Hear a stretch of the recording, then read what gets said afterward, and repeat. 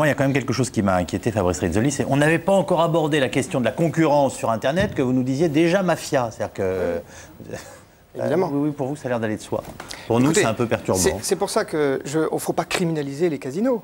Non, la mafia plutôt, là, si je vous suis bien, on fait plutôt le contraire. Donc, non, mais, voilà, la mafia investit dans le bâtiment de travaux publics, il faut bien construire des immeubles, et les Yakuza possèdent des golfs en Europe. Donc, le casino, c'est une institution bien. Ça a évolué parce qu'il a su se protéger. En France, il y a certes un État fort, mais comme il y a de l'argent en jeu, comme il y a des flux d'argent, pour l'instant, en France, c'est à peu près maîtrisé, mais l'exemple russe et l'exemple américain montrent qu'il y aura toujours des tentatives de pénétration des mafias, soit pour prendre de l'argent, de l'extorsion pure, soit pour le blanchir, soit même pour l'investir en devenant propriétaire. Juste une chose quand même, toute la liste des groupes qu'on vient de voir à l'instant, des 5 groupes qui ont une activité en France, oui. J'ai envie de vous dire, les yeux dans les yeux, vous dites ça n'a plus de rapport avec la mafia. Ah non, pas vraiment, non. On peut quand même dire que les... Non, mais si c'est le cas, je vous demande de le dire le plus clairement possible. Voilà. Il faut quand même être sérieux. Le problème est simple. Attendez, les casinos, c'est une activité légale. Mais c'est une activité légale faite par des gens sérieux. On a déjà eu M. Partouche ici. Voilà, non, mais le problème, c'est que la mafia a réussi à se diluer dans le paysage économique. C'est ça ce que je vous demande. Maintenant, c'est fini. C'est une organisation extrêmement complexe qui part du petit commerçant racketté à Palerme, à l'avocat d'affaires qui roule dans une superbe BMW, qui représente la société X, qui est parfaitement introduite sur tous les marchés financiers. Et donc cette organisation-là, si vous voulez, c'est quelque chose d'implacable. Et ça, Falcone, avant de mourir, l'avait dit. Il avait dit, attention, le problème, c'est le 3e niveau de la mafia. C'est quand la mafia ce ne sont pas les casinos qui changent, c'est la mafia. Donc dans ces groupes, il y a peut-être des sociétés, effectivement, tout à fait honorables. Mais là, je vous donne la parole. Pour parler de la mafia, il va falloir aborder tous les secteurs d'activité possibles. Bien sûr. Parce que les casinos, ce n'est pas leur priorité a priori. Maintenant, si on peut parler de la mafia dans les fonds de pension, qui sont les actionnaires, pour certains majoritaires, des sociétés actuelles de casinos. J'entends bien, sauf que je ne fais pas une émission sur les fonds de pension, je fais une émission sur les casinos. Voilà. Non, et on a eu un jugement qui est le fruit de 30 années de passion criminelle et... de faits divers françaises, quoi. Si la mafia est dans les fonds de pension, alors les fonds de pension sont dans les casinos. Autrement dit, mais a priori, je crois qu'il n'y a pas de risque à dire qu'aujourd'hui, il y a eu un assainissement de la profession de casinotier avec la présence de ces grands groupes. C'est au moins un des aspects positifs. Et est-ce que ces grands groupes ont eu des raisons de se préserver, de se protéger et voire de se battre? Et oui, précisément. Est-ce qu'ils savent qu'ils sont des cibles? Est-ce qu'ils luttent contre? Lorsque vous êtes directeur d'un casino, vous êtes avant tout un chef d'entreprise. Oui. Donc bien sûr, vous pouvez être tenté de gagner encore plus d'argent ou de sauver votre casino qui marche mal en blanchissant l'argent de la mafia. Très bien. Mais vous pouvez aussi avoir une activité florissante. Et précisément, les machines à sous, la diversification est venue donner à ce secteur un coup de fouet. Et précisément, vous pouvez plutôt être victime des mafias qui cherchent à prendre possession de votre casino et blanchir de l'argent à votre insu, avec la complicité d'un croupier, d'un directeur, d'un responsable de sécurité. Des affaires de ce type existent. Donc, il y a aussi le casinotier victime. Et enfin, certes, ils ont assaini leur propre profession, j'entends bien, mais à leur décharge encore, dans les années 70, les réseaux de blanchiment des mafias ne sont pas aussi sophistiqués que maintenant. 2 facteurs. D'abord, la finance numérique. Le fait que vous claquez sur un ordinateur, vous tapotez et vos fonds bougent. Ce n'était pas autant le cas dans les années 70. Alors, est-ce que vraiment Internet aujourd'hui, et là je vous parle bien de l'activité légale, des casinos qui le sont, avec des groupes tout à fait normaux dans notre pays, est-ce qu'Internet est en train de bouleverser la donne à vos yeux? Là je ne vous parle plus criminalité, et en effet redistribue les cartes dans tous les sens du terme. Oui, enfin, le charme du casino reste le charme du casino. Je veux bien que certaines personnes soient tentées de jouer en ligne. Vous auriez un fils, personnellement, je fais des paris sur le championnat anglais, mais sans argent. Pardonnez-moi. Justement, le sujet qui vient d'aborder est très important, parce qu'en Belgique a éclaté justement un scandale sur des paris en ligne sur des matchs de football. Voilà. Et on s'est aperçu que le propriétaire chinois d'un club de football avait arrangé le match pour que, cet homme-là était lié aux triades chinoises, pour que le résultat soit un résultat précis qui lui permette de gagner de l'argent. Donc, si vous voulez, les choses sont... La mafia, elle vient alors vraiment à grande vitesse dans les sites de paris en ligne. Donc en fait, la mafia se numérise. Mais bien sûr, et depuis longtemps. Donc précisément, le casino est devenu marginal. Et pire, comme c'est une opération de blanchiment en général primaire, elle intéresse des groupes mafieux moins élaborés. Précisément, je vous donnais l'exemple entre la Camorra et Cosa Nostra. Hein. Donc on vient blanchir l'argent, mais on ne peut pas blanchir forcément d'énormes sommes, etc. Bon, je fais une généralité. Voilà. Il y a tellement d'autres manières de blanchir l'argent de manière efficace et de le réinvestir que le casino a vu sa portion réduite d'attaque de la part des groupes mafieux. On va donc passer maintenant aux questions SMS et Internet. Travaillant dans les casinos depuis 15 ans, j'ai entendu dire dans le milieu qu'Agnès Leroux est emmurée dans son casino. Alors on ne devrait pas rire parce que c'est en même temps une affaire dramatique, mais voilà, ça fait partie on baigne dans cet univers-là quand même. Là. Alors on baigne dans cet univers-là, sachant que Agnès Leroux a disparu en même temps que sa Range Rover, c'est-à-dire pas une petite voiture, on n'a jamais rien retrouvé, ni la conductrice, ni le véhicule, et c'est vrai que plusieurs versions ont circulé. Agnolé était aussi membre d'une société crématiste, donc on peut imaginer qu'elle a été... S'il est coupable, s'il est impliqué là-dedans... Vous faites bien de le dire parce que... Il est innocent, judiciairement. Mais bon, c'est non... Mais il n'est pas innocent judiciairement, il est innocent, il vient d'être acquitté. Il est innocent. On ne peut pas dire ça. Oui, non, mais il est innocent judiciairement. Si vous écoutez ce soir Jean-Maurice Agnolet, il va vous envoyer un papier rose, c'est pas possible. Non, pas du tout. Nous nous connaissons aussi. Je l'ai rencontré. Je l'ai rencontré et j'ai discuté avec lui. Donc vous nous confirmez que c'est un homme charmant et que vous iriez bien manger un plateau de fruits de mer avec lui. Non, mais bon, voilà, il a ses arguments. Je lui ai présenté les miens et voilà, et c'est un débat contradictoire. Donc effectivement, on a parlé de la disparition d'Agnès Leroux dans le pilier de l'un des ponts de la promenade des Anglais. On a parlé de la disparition d'Agnès Leroux qui aurait été concassée avec sa voiture. Il y a plein d'explications. Bon, voilà. Si on parle de la mafia, on imagine que ce week-end-là, elle est partie en Italie, puisqu'elle se fait faire une carte verte juste avant de partir, pour aller à l'étranger, pour aller en Italie. Elle disparaît. Et cette carte verte, on la retrouve dans le bureau d'Agnolet.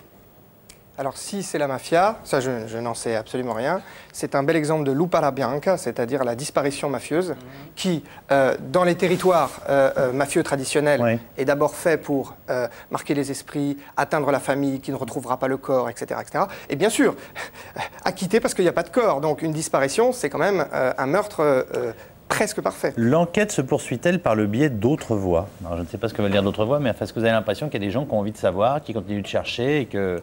voilà, comment vous ressentez ça, vous?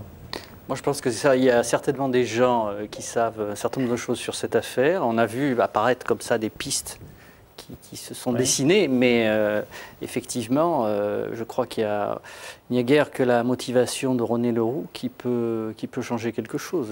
Peut-être qu'un témoin surprise va nous sortir. Ça, très souvent, dans les affaires comme ça qui traînent depuis des années, on a des témoins surprises. Peut-être qu'on va en avoir un consistant qui dira voilà ce qui s'est passé. Agnès Leroux a dilapidé une partie de sa fortune en payant des détectives privés divers et variés. René Leroux, la mère. Pour chercher des pistes comme ça qui se sont avérées des impasses, mais qui lui ont coûté fort cher. Peut-on supposer qu'Agnès Leroux se soit enfuie pour échapper à la mafia? Ça fait 30 ans qu'elle s'est enfuie. Les gens qui s'enfuient laissent des traces à un moment ou à un autre. C'est difficilement... Et puis moi, si vous voulez, ça me gêne aussi, la piste de la mafia avec un personnage comme Jean-Maurice Agnolet, ça va pas, quoi. Il y a un mariage qui fonctionne pas. Ça fonctionne pas. Pourquoi? La mafia... Qu'est-ce que vous voulez nous dire? En quoi c'est contradictoire? Voilà. Non, la mafia, c'est une organisation sérieuse, implacable, organisée, qui est très efficace. Or là, dans cette affaire, effectivement, on peut dire que si c'était elle a été efficace, on ne retrouve pas le corps, mais il y a tellement d'éléments, si vous voulez, qui présentent ce dossier comme, je dirais, presque artisanal, que moi, je n'arrive pas si vous voulez, à y voir la main de la mafia qui un jour se serait réunie en disant il faut faire disparaître Agnès Leroux. Celui qui avait le plus à perdre, si on veut attirer la police. Je vois pas ça comme ça. Quoi. Sauf si on veut attirer la police sur quelqu'un. Si je peux me permettre. Oui. Et dans ce cas-là, c'est réussi puisqu'il vient d'avoir 2 procès. Mais celui qui avait le plus à perdre, c'est Frattoni. Donc c'est de ce côté-là qu'il faut enquêter. Là, on est dans le diabolique. Là, on est dans, si vous voulez, quelque chose. Ça arrive aussi. Mais ce que disait Roger-Louis Bianchini dans le reportage, les associés de Frattoni dans leur hule. ses associés, la société anonyme. Finalement, il y a une enquête et on s'aperçoit qu'il y a des parts en blanc. Et que les parts en blanc, c'est la mafia italienne. Et c'est pour ça qu'il est accusé d'infraction douanière et d'infraction fiscale et qu'il est obligé de prendre la fuite avec 2 mandats d'arrêt et qu'il se réfugie à l'étranger et qu'il meurt en Suisse. Parce qu'il est associé effectivement avec des capitaux liés au grand banditisme et à la mafia. Ça s'appelle comme ça. Qu'en est-il de l'implication mafieuse à Nice et plus largement sur la Côte d'Azur? Alors là, la présence des Italiens, elle est constante. Hein, elle est constante. Notamment à Monaco. Monaco, c'est une de leurs places fortes. Ceci dit, effectivement, la principauté essaye depuis quelque temps de gérer ce problème-là. Ouais. Mais récemment, on a un grand chef de la Camorra qui a essayé de racheter 2 sociétés à Monaco. Voilà, par exemple. Vous avez réagir, Émile Clerc, sur cette... Oui, sur ce mais là, on sortira du monde des casinos parce que je ne pense pas que la mafia se limite à cela. Elle sait que c'est un secteur extrêmement surveillé. Donc, il y a des secteurs beaucoup plus faciles d'accès, sans risque. L'immobilier, je ne sais, les commerces, c'est que le négoce. Je ne pense pas que... Là, on sortira des casinos si on devait parler de la mafia sur la Côte d'Azur. Mafia russe et mafia italienne se serrent-elles les coudes sur la Côte d'Azur? Et on pourrait dire se serrent-elles les coudes de temps à autre? Bon, je ne suis pas sûr qu'elle se serre les coudes parce qu'en France, il y a comme... Il y a eu des réunions, que ce soit en Russie, à Nice, notamment. Mais... Roger-Louis Bianchini en avait parlé justement. Il y a certainement un partage des parts. Vous vouliez... oui, mais avant tout, la Côte d'Azur, de par les arrestations de boss calabrais, camoristes, plus que Cosa Nostra, montre que la France est une base de repli, une base logistique. C'est très utile. Il n'y a pas besoin de contrôler le territoire partout. La diaspora italienne n'a jamais été réellement sensible aux mafias pour plusieurs raisons. D'abord parce qu'ils sont venus de régions pas uniquement du Sud, mais beaucoup de la Vénétie, de la Toscane. Donc ils n'ont pas la mentalité mafieuse. Et puis ensuite, il y a eu une intégration à la française quand même importante. Donc, si vous voulez, bien sûr, il y a la pénétration de certains secteurs économiques. Et bien sûr, parfois, ils rencontrent des clans russes. Ils les rencontrent déjà sur leur territoire. Hein. À Naples, il y a une communauté russe et ils se partagent le textile. Donc, évidemment, ça existe. Maintenant, l'ampleur du phénomène reste, à mon avis, limitée. On a quand même un exemple très symptomatique, c'est Provenzano. Le capo di tutti i capi qui a été arrêté en avril dernier est venu se faire opérer à Marseille.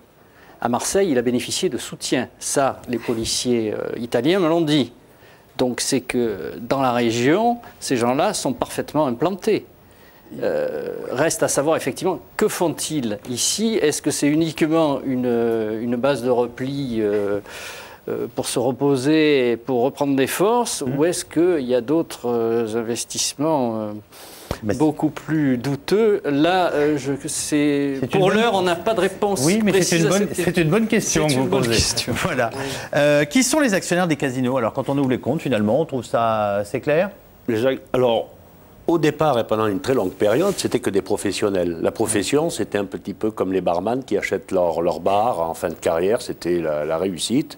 Et ça a existé jusqu'en 1985, disons, jusqu'à cette période-là. Ensuite sont venus les groupes, qui se sont autofinancés par les machines à sous. Et aujourd'hui, on trouve donc parmi les actionnaires, si vous prenez le groupe Partouche, vous avez la famille Partouche. Si vous prenez le groupe Tranchant, vous avez les trois fils et le père. Si vous prenez le groupe Moliflore, qui sont des dissidents du groupe Barrière, il y a eu un premier groupe, et ensuite il y a un financement, et aujourd'hui ce sont les fonds de pension et l'Auto-Québec pour Moliflore. Voilà, donc c'est des financements particuliers, mais c'est surtout des fonds de pension maintenant pour certains groupes. Or, ceux familiaux comme Partouche et Tranchant. Existe-t-il d'autres suspects dans cette affaire, dans l'affaire Leroux? Voilà, parce que c'est ça qui est quand même très intéressant. Alors on va dire Leroux Agnolet, est-ce qu'il a existé ou est-ce qu'il existe d'autres suspects? Non, non, il n'y a qu'un suspect. Maurice Agnolet, c'était son avocat, son conseil, son confident, son amant. C'est lui qui sert d'intermédiaire entre Frattoni et Agnès Leroux. C'est lui qui était aux côtés d'Agnès Leroux le jour où, au Palais de la Méditerranée, quand il y a ce conseil d'administration, la majorité bascule en faveur de Frattoni. C'est le personnage principal, le personnage central de tout ce dossier. L'État touche-t-il une partie des revenus des casinos? Ah oui, oui, c'est même le premier. Le premier? Il gagne combien l'État? Donc vous avez été un agent brillant. Disons 56%. 56%? Quand il rentre 1 euro, il y a 56 centimes pour l'État. Bon, eh ben, écoutez, on va se quitter sur cette dernière information. Merci beaucoup les uns les autres d'avoir participé à cette émission. Vous pouvez nous retrouver, vous le savez, sur le câble satellite, la DSL et la TNT aux alentours de 22h30. Et toute l'équipe qui prépare C'est dans l'air vous fixe rendez-vous pour une émission en direct demain soir à 17h50 en public et en direct. Bonsoir, merci.